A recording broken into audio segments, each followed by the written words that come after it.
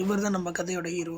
என்னடா அது காலைல ஏந்திச்சு நீ கடுப்பாக இருக்குன்னு யோசிக்கிறீங்களா? வேறு எதுவும் இல்லை, இன்னைக்கு திங்கக்கிழமை, இன்னைக்கு வேலைக்கு போகணும் இல்லையா? அதை நினச்சி ஹீரோ கடுப்பில் வேலைக்கு கிளம்பிட்டு இருக்கிறாரு. கிளம்பிட்டு கன்னடையை பார்த்து ஒன்றே ஒன்று தான் சொல்லுவார், இன்றைக்காவது நம்ம ஜெயிக்கணும் வாழ்க்கையில் அப்படிங்கிற மனசை மட்டும் அவர்கிட்ட ஓடிட்டு இருக்கும். அவர் எப்போதும் பஸ்ஸில் தான் போவார். இப்போ ஒரு நாள் பஸ்ஸில் போகும்போது திடீர்னு ஒரு பெரிய சவுண்டு. என்னென்னு பார்த்தா வண்டி பிரேக் டவுன் ஆகி ரோட்டில் நிற்கிது. இப்போ தான் முதல்ல ஹீரோயினை பார்க்குறாரு. ஹீரோயினை பார்த்தோன்னா ஹீரோவுக்கு சிரிப்பு. ஏன் அப்படின்னா அவங்க தனியாக புலம்பிட்டு இருக்கிறாங்க. அதனால் ஹீரோவுக்கு அதை பார்த்தோன்னா சிரிப்பு வந்துடுது. இருந்தாலும் முதல் தடவை பேச தயக்கத்தில் அதனால் அப்படியே அவர் கடந்து போயிடுறாரு. மறுநாள் எப்போதும் போல தான் வேலைக்கு லேட்டாக கிளம்பிட்டு அதுக்கப்புறமா கிளம்பி போயிட்டுருக்கிறாரு.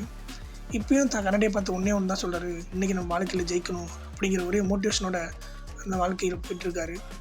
இப்போ அந்த பொண்ணு அவர்கிட்ட தானாக பேசுது, நீங்கள் ரொம்ப அமைதியாக இருக்கிறீங்க, யார்ட்டி பேச மாட்டீங்க அப்படின்னு, எப்படி உங்கள்கிட்ட பேசுகிறது அப்படின்னு யோசிக்கிறாரு. அப்புறம் அவங்க 2 பேர் இறங்க வேண்டிய ஸ்டாப் வந்துடுது. அதனால் அதோட முடிஞ்சிடுது. மறுநாள் நேற்று நான் பேசின விஷயத்தை யோசிச்சு பார்த்துட்டு இந்த வாட்டி அந்த பொண்ணுகிட்ட நல்லா பேசணும் அப்படின்னு ஒரு முடிவோட கிளம்பி போகிறாரு. அந்த பொண்ணு அதுவே வாண்டடாக வந்து வாங்க நம்ம டீ குடிக்கலாம் அப்படின்னு சொல்லி கூப்பிட்டு போய் 2 பேர் டீ குடிக்கிறாங்க. ஒருத்தர் புரிஞ்சுக்கிறாங்க, தங்களோட நம்பர் கூட ஷேர் பண்ணிக்கிறாங்க. ஹீரோவும் ஹீரோயினும் விடிய சேட் பண்ணி தங்களுக்குள்ள அன்பை பகிர்ந்துக்கிறாங்க. ஒரு நாள் ஹீரோயின்ட்டு போயிட்டு, எனக்கு உங்களை ரொம்ப பிடிச்சிருக்குது, நான் உங்களை லவ் பண்ணுறேன் அப்படின்னு சொல்கிறாரு.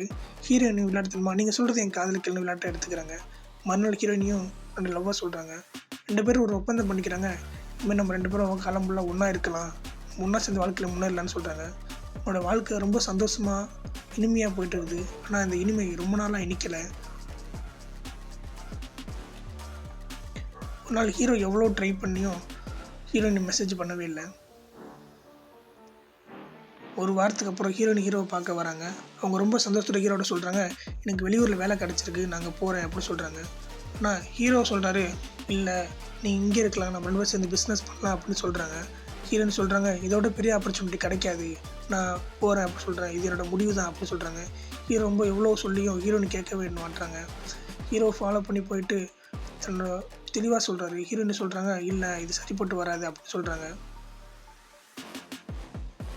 இது பெரிய சண்டையாகிடுது. அவங்க பஸ்ஸில் சந்தோஷமாக இருந்ததே மறந்துட்டு சண்டை போட ஆரம்பிச்சிட்டாங்க. மறுநாள் ஹீரோ பார்க்க வர்றாரு. ஆனால் ஹீரோ கண்டுக்கவே இல்லை, நான் சொல்கிறது கேட்க மாட்டேன்ட்டு கோபத்தில் இருக்கார். ஆனால் ஹீரோயின் ஒரு முடிவோடு இருக்காங்க, தான் அந்த வேலைக்கு போகணும், வெளிநாட்டுக்கு போகணும் அப்படின்னு முடிவோடு இருக்கிறாங்க. ஹீரோயின் சொல்லிவிட்டு அந்த இடத்த விட்டு உடனே கிளம்பிடுறாங்க. ஹீரோவுக்கு ஒன்றுமே புரிய மாட்டேங்குது. வாழ்க்கையில் நம்ம கூட வந்தவங்க கடைசி வரைக்கும் நம்ம கூட இருக்க மாட்டாங்க அப்படி வருத்தத்தில் டீ குடிக்க கிளம்பிடுறாரு. டீ குடிச்சிட்டு இந்த வாழ்க்கை நடந்த எல்லா விஷயத்தையும் யோசிச்சு பார்க்குறாரு. அப்படி யோசிக்கும்போது அவருக்கு ஒன்றே ஒன்று தானே போடுது, அதாவது தனக்கு பிடிச்ச ஒருத்தவங்க தனக்கு கொடுத்த நினைவுகள், அது மட்டும்தான் அவர் கூட இருக்குது. அந்த நினைவுகளை அவர் யோசித்து பார்த்துட்டு அதோட வழிகள் தாங்க முடியாமல் இருக்கார். இருந்தாலும் வாழ்க்கையில் வழிகள் கடந்து செல்கிறது தானே வாழ்க்கை அப்படின்னு புரிஞ்சுக்கிட்டு ஹீரோ ரெகுலராக தன் வேலைக்கு கிளம்பி போகிறாரு. அன்றாட வாழ்க்கையை தொடர்றாரு. பிடிக்காத வேலையாக இருந்தாலும் சந்தோஷமாக அதை செய்கிறத புரிஞ்சுக்க முடியுது. தேங்க்யூ ஃபார் வாட்சிங்.